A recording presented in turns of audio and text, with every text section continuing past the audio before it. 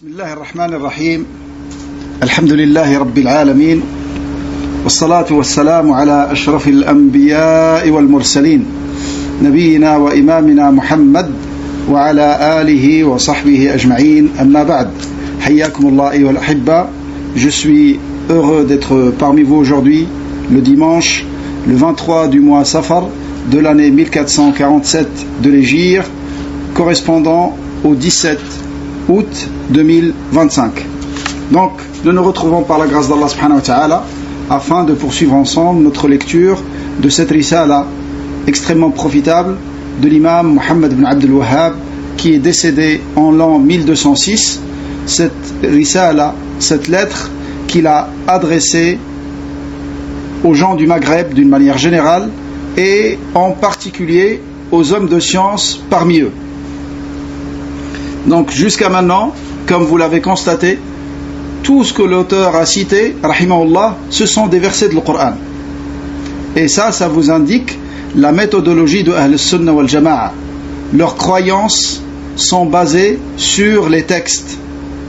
Et ça, c'est une des caractéristiques de Ahl Sunnah wal Jama'a. Parmi les choses qui les caractérisent et qui les distinguent des gens de l'innovation, c'est que leurs jugements, leurs croyances sont basés sur les textes avec la compréhension des compagnons, qu'Allah les agrée tous. Donc le premier verset qu'on a vu, c'est la parole d'Allah Azza wa Jalla: wa ma ataakumur rasulu fakhudhuhu wa ma nahakum anhu fantahu. Ce que le messager vous donne, acceptez-le, et ce qu'il vous défend, ce qu'il vous interdit, abstenez-vous-en. Donc, c'est un verset dans lequel il y a l'ordre explicite de suivre les enseignements du prophète alayhi salatu wassalam. Et comme on a vu précédemment, nous serons interrogés au sujet de notre prophète alayhi salatu wassalam et de son suivi. Et tu ne seras pas interrogé au sujet du suivi d'une autre personne. Donc, ton modèle, ton exemple, celui que tu dois suivre, c'est An-Nabi alayhi salatu wassalam. Et les hommes de science, ils sont censés t'indiquer le chemin du prophète alayhi salatu wassalam, te montrer la voie du prophète alayhi salatu wassalam. Et ça représente la deuxième condition de l'acceptation de toute œuvre avec laquelle tu te rapproches d'Allah subhanahu wa ta'ala. Allah n'accepte de toi que ce que tu fais sincèrement pour lui, et ça c'est la signification de la ilaha illallah. Et ce que tu fais conformément à la sunna de son prophète alayhi salatu wassalam. Et ça c'est la signification de la deuxième attestation de foi. C'est pour ça, quand on entre en islam, on dit ashhadu an la ilaha illallah. Faut pas que ce soit une simple parole avec la langue. Faut qu'on comprenne la signification de cette parole et qu'on la dise avec science et qu'on la traduise dans notre pratique. Tout ce que tu fais, tu le fais pour Allah subhanahu wa ta'ala. Car toute chose que tu fais pour autre qu'Allah, par ostentation, pour le statut, pour l'estime des gens, pour le respect, pour l'admiration, pour l'argent, pour le flous, tout ça, tu ne le trouveras pas dans la balance de l'hasanat. Tu ne le trouveras pas. Tu ne trouveras dans la balance de l'hasanat que ce que tu as fait pour Allah seulement, sincèrement. Et également, ce n'est pas suffisant d'avoir la bonne intention qui est la sincérité. Il faut obligatoirement joindre à cela le suivi de Nabi alayhi salatu wassalam. Nabi alayhi salatu wassalam yaqul: man amila amalan laysa alayhi amruna fahuwa rad. Celui qui fait une œuvre dont on n'a pas donné l'ordre, ça sera rejeté. C'est un rejet, dans le sens, ça sera rejeté. Fahuwa raddun bima'na mardoud. Fa al-wajib alayna jami'an, notre devoir à tous, tout musulman, comme notre appellation l'indique, on est muslimin. C'est-à-dire on est soumis à Allah. On n'est pas soumis à autre chose. On est soumis à Allah subhanahu wa ta'ala. Et on doit se soumettre à Allah en nous conformant à sa législation. Ces notions, combien même elles peuvent paraître évidentes, c'est la cause de tous les problèmes de notre communauté aujourd'hui. C'est la cause de tous les problèmes de notre communauté aujourd'hui. C'est l'éloignement de ces deux notions fondamentales de l'islam. l'éloignement de la sincérité et l'éloignement du suivi de la sunna.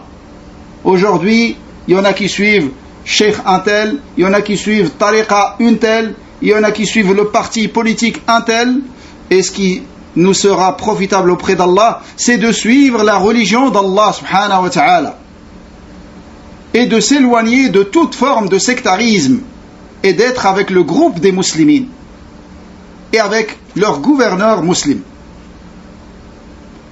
Donc, le deuxième verset, le verset suivant que l'auteur a cité, rahimahullah, c'est qawlullah ta'ala, al-yawma akmaltu lakum dinakum wa atmamtu alaykum ni'mati wa raditu lakum al-islam dina.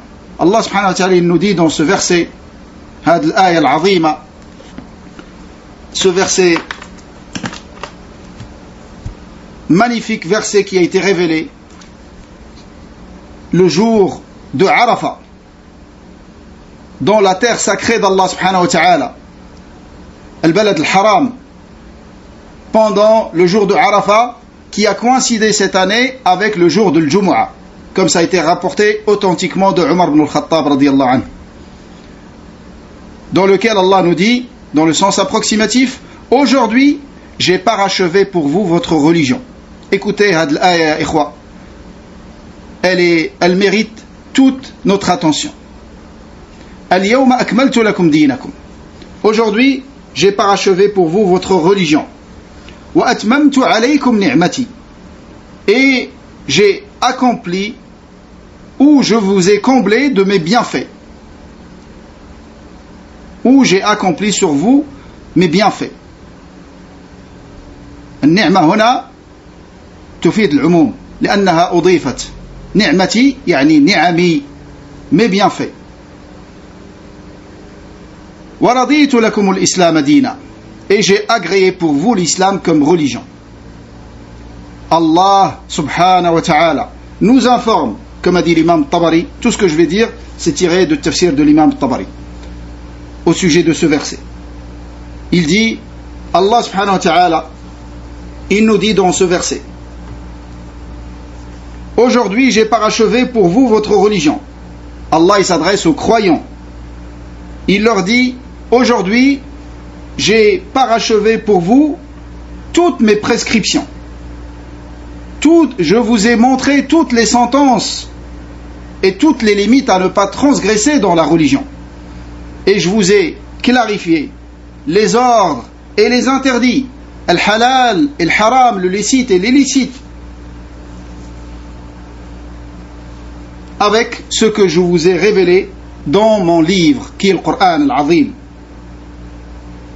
et ce qui vous a été clarifié dans le Coran par l'intermédiaire de mon messager, as-Sunnah, qui est la clarification de al-Coran al-Azim. On ne peut pas suivre le Coran sans la Sunna. Ceux qui disent on suit le Coran et on ne suit pas la Sunna, en réalité veulent vous éloigner de l'islam. Car c'est inimaginable de suivre le Coran sans suivre la Sunna. Il n'y a pas de Coran sans Sunna. Sinon, comment on peut tirer de le Coran Salat al-Dhuhr, Salat al-Asr. Ça, c'est une ruse uniquement qu'ils utilisent pour éloigner les gens de l'islam. Al-Coran et le Sunna, tous les deux sont des révélations d'Allah subhanahu wa ta'ala à son prophète alayhi salatu wassalam, avec les points qui distinguent le Coran de la Sunna. Sinon, les deux, ce sont une révélation de la part d'Allah subhanahu wa ta'ala à son prophète Muhammad sallallahu alayhi wa sallam. وَمَا يَنْطِقُ عَنِ الْهَوَىٰ إِنْ هُوَ إِلَّا وَحْيٌ يُوحَىٰ. Donc, aujourd'hui, j'ai parachevé pour vous votre religion. Comme j'ai dit, Omar radiyallahu anhu a dit, ce verset a été révélé le jour de Arafat, l'année où le prophète alayhi salatu wassalam a accompli son pèlerinage d'adieu, le seul qu'il a fait dans le cadre de l'islam et du pèlerinage obligatoire. Il a fait un seul pèlerinage, c'est ce qu'on a appelé Hajjat al-Wada', car il a fait ses adieux aux musulmans et à sa communauté. Et après la révélation de ce verset, An-Nabi alayhi salatu wassalam n'est resté en vie que 81 jours. 81 jours seulement, il est resté en vie. C'est pour ça, la totalité des règles de l'islam ont été révélées. Et ce qui a été révélé par la suite, ce ne sont pas des choses qui concernent le halal ou le haram. ce qui a été révélé par la suite, c'est des versets qui ne concernent pas le halal ou le haram, selon cette interprétation de ce verset. Il y a d'autres avis qui ont été dits. Lakin, Allah subhanahu wa ta'ala nous dit dans ce verset, aujourd'hui j'ai parachevé pour vous votre religion. Il est rapporté de Omar radiallahu anhu que le jour où il a entendu ce verset, car il était présent, il était sur place quand ce verset a été révélé, il a pleuré. Il a pleuré. Yani les Juifs ont dit que si ce verset a été révélé sur eux, ils auraient pris du jour de sa révélation un jour de fête. Omar leur a dit, c'est le cas pour nous. C'est le jour de Arafat. Et c'est le jour du vendredi. Lakin pourquoi il pleure? Il pleure, radiallahu anhu, car il a su que chaque chose qui a atteint son summum, forcément, elle va diminuer.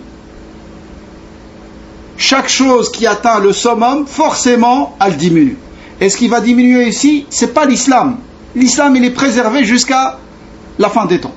Lakin, ce qui va diminuer, c'est l'attachement des musulmans à leur religion avec le temps.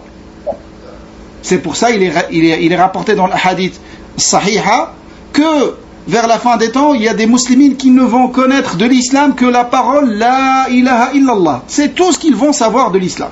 يقول الله عز وجل اليوم أكملت لكم دينكم وأتممت عليكم نعمتي. Et je vous ai comblé de mes bienfaits. L'imam al-Tabari dit, c'est-à-dire Allah subhanahu wa ta'ala dit qu'il a accompli sur nous ses bienfaits, nous les croyants, notamment en nous donnant la suprématie sur nos ennemis parmi les associateurs et en les éloignant de la terre sacrée de Mecca et en les faisant désespérer que vous retournez vers la mécréance après qu'ils aient vu les degrés que les croyants ont atteints dans la religion. Même Iblis, il a désespéré qu'ils retournent dans la mécréance. Même Iblis, comme c'est rapporté dans le hadith, tellement il a vu l'attachement et le cramponnement des croyants à la religion. Il a désespéré qu'ils vont abandonner leur religion. Mais par contre, il n'a pas désespéré de faire les problèmes entre eux, et les disputes et les querelles entre les croyants. طيب وأتممت عليكم نعمتي ورضيت لكم الإسلام دينا. Et je vous ai agréé l'islam comme unique religion. ورضيت لكم الإسلام دينا. Toujours l'imam Tabari dit ورضيت لكم, je vous ai agréé la soumission à mes ordres et l'obéissance à l'obéissance à mes ordres et la soumission à Allah subhanahu wa ta'ala et à ce que Allah subhanahu wa ta'ala a légiféré parmi les obligations et les prescriptions. Allah nous a agréé tout cela comme religion, c'est-à-dire comme adoration avec laquelle on se rapproche d'Allah subhanahu wa ta'ala. Donc, هذه الآية العظيمة يا أحبة nous indique que l'islam, il est complet et il a été parachevé. Il n'y a rien à rajouter dans l'adoration. Comme ils disent chez nous, le Maghreb, ils disent ziyada min ras al-hmaq. Yani ce que Allah a complété et ce que Allah a parachevé. Si jamais il y a quelqu'un qui vient avec une nouvelle adoration, celui-là c'est un fou. Et je vous rappelle ici, peut-être qu'on terminera avec ça, la parole de l'imam Malik, ce grand imam qui est admiré et respecté dans nos pays du Maghreb notamment. L'imam Malik, l'imam de Médine, ce très très grand savant, il a dit au sujet de ce verset, il a dit Man za'ama anna fil islami bid'atan hasanah faqad ittahama Muhammadan sallallahu alayhi wa sallam bi khiyanati al-amana. واقرأوا إن شئتم قول الله تعالى اليوم أكملت لكم دينكم وأتممت عليكم نعمتي ورضيت لكم الإسلام دينا فما لم يكن يومئذ دينا فلن يكون اليوم دينا ولا يصلح آخر هذه الأمة إلا بما صلح به أولها. une parole qui mérite d'être écrite en or, de ce grand imam dans la sunna, qui était sur la croyance des pieux prédécesseurs, et c'est même lui parmi les grands pieux prédécesseurs après les compagnons. La troisième génération après la génération de Tabi'in, la génération de l'imam Malik, qu'Allah l'agrée, ainsi que tous les savants de la Ummah. Il dit, celui qui prétend qu'il y a dans la religion une bonne innovation, et ça vous l'entendez aujourd'hui, vous entendez qu'il y a des bonnes innovations et des mauvaises. Lakin, regardez ce que dit ce grand imam, l'imam Malik. Il dit, celui qui prétend qu'il y a une bonne innovation dans la religion, alors il a accusé le prophète Mohammed sallallahu alayhi wa sallam d'avoir trahi le message. Pourquoi? Il dit, lisez si vous voulez le verset. Le verset indique que la religion est complète.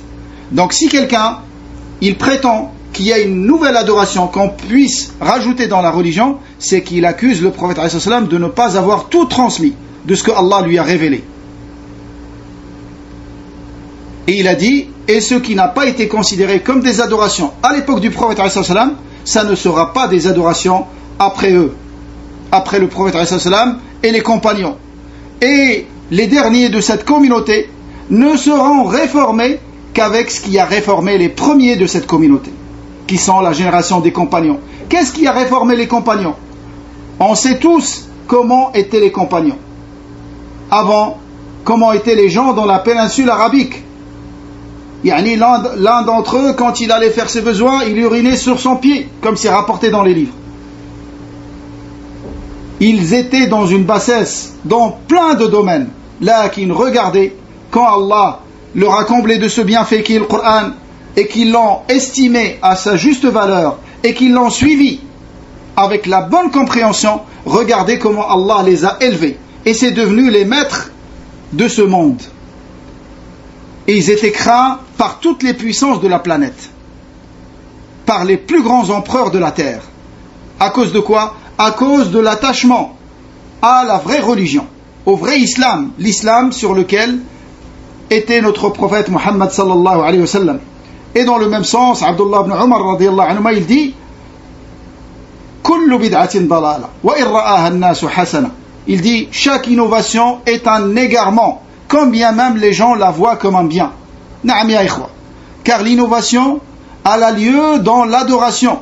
Il n'y a pas d'innovation dans le dunya. Il n'y a pas d'innovation dans l'avion, dans la voiture, dans la fourchette, ou dans le tapis dans la mosquée. L'innovation, c'est dans le domaine de l'adoration. C'est que tu vas faire une adoration que le prophète alayhi salam n'a pas enseignée. C'est pour ça qu'il a dit kullu bid'atin dalala wa in ra'aha an-nasu hasana. Chaque innovation est un égarement, quand bien même les gens la voient comme un bien. Car des fois les gens ils te disent, mais il est où le mal dans cette pratique? Le mal, c'est que ça n'a pas été enseigné par le Nabi alayhi salam, et que ça va t'éloigner d'Allah, et que chaque innovation qui est inventée dans l'islam, ça tue et ça annule une sunna. Chaque innovation tue une sunna. Et je te mets un défi. Tu ne me citeras pas une innovation sans que je te cite la sunna qui a été tuée par cette innovation et qui ne sera plus pratiquée par celui qui fera cette innovation. Également, Hudayfa radiyallahu anhu dit, kullu ibadatin lam yata'abbadha ashabu Muhammadin sallallahu alayhi wa sallam fala ta'abbaduha. Chaque adoration qui n'a pas été pratiquée par les compagnons du prophète alayhi salam, ne la pratiquez pas. Car ça ne va pas vous rapprocher d'Allah, ça va vous éloigner d'Allah. Et Mu'ad radiyallahu anhu, il dit, ittabi'u, ou Ibn Mas'ud, la'allahu Ibn Mas'ud, huwa alladhi yaqul hadi. C'est, Allah alam, c'est Ibn Mas'ud qui dit, ittabi'u wa la tabtadi'u, faqad kufitum. Suivez, et n'innovez pas, car vous avez été suffi, on vous a suffi de rajouter des choses dans la religion. On n'a qu'à suivre l'enseignement de Nabi alayhi salam. Et vous connaissez tous l'histoire, et avec ça je termine incha'Allah ta'ala, vous connaissez tous l'histoire de Abu Moussa al-Ash'ari, le grand compagnon. Ce compagnon que le Nabi alayhi salam aimait écouter le Coran de sa bouche, tellement il avait une belle voix, radiyallahu anhu. Abu Musa al-Ash'ari, un jour, il est entré dans une mosquée, il a vu des gens regroupés, ils formaient un cercle, et ils invoquaient Allah en groupe. Il a détesté ce qu'il a vu, car ce n'est pas des choses qu'il a vues chez les compagnons. C'est un compagnon, il n'a jamais vu ces pratiques avec le Nabi alayhi salam. Lakin, malgré cela, il n'a vu dans l'apparence qu'un bien. C'est pour ça, il ne s'est pas prononcé, il est revenu vers quelqu'un qui est plus grand que lui dans la science, qui est Abdullah ibn Mas'ud, ce récipient qu'Allah a rempli de science. Cet homme qui était un pygmée, il était très mince, très fin, radiyallahu anhu, et il était très très petit de taille. Lakin, il a mémorisé 70 surahs de la bouche du prophète alayhi salam, en ayant sa main entre ses deux mains. Tellement il entrait et sortait de la maison du prophète alayhi salam, que les gens pensaient qu'il faisait partie de la famille du prophète alayhi salam, alors qu'il n'est pas de sa famille, c'est un Dawsi du Yémen. Donc cet homme, Abdullah ibn Mas'ud, il est revenu vers lui, il lui a dit attends qu'ils se réunissent et informe-moi. Ils se sont réunis et il les a pris en flagrant délit, comme ils disent. Et il leur a dit qu'est-ce que vous faites? Il a dit ما أسرع هلكتكم يا أمة محمد هذه ثيابه لم تبلى وآنيته لم تكسر تهلكون أنفسكم dans le sens vous allez vers votre perdition peu de temps après la mort du prophète alayhi salam. Ses vêtements ne sont pas encore devenus usés et ces récipients qu'il utilisait ne sont même pas encore cassés. Ça veut dire sa mort elle est proche. Et malgré cela, vous commencez à innover dans la religion. Ils ont dit ya Aba Abdurrahman, ma aradna illa khayra. On a voulu que le bien. Et c'est ce que dira chaque innovateur jusqu'à la fin des temps. Il dira je n'ai voulu que le bien. C'est pas suffisant d'avoir la bonne intention. Il faut avoir le suivi en plus. C'est pour ça qu'il leur a dit cette parole avec laquelle on peut réfuter chaque personne qui fait une innovation. Il leur a dit combien de personnes, malgré qu'elles visent le bien avec son intention, mais elle ne sera pas dans le bien, elle sera dans le mal. Elle sera dans le mal.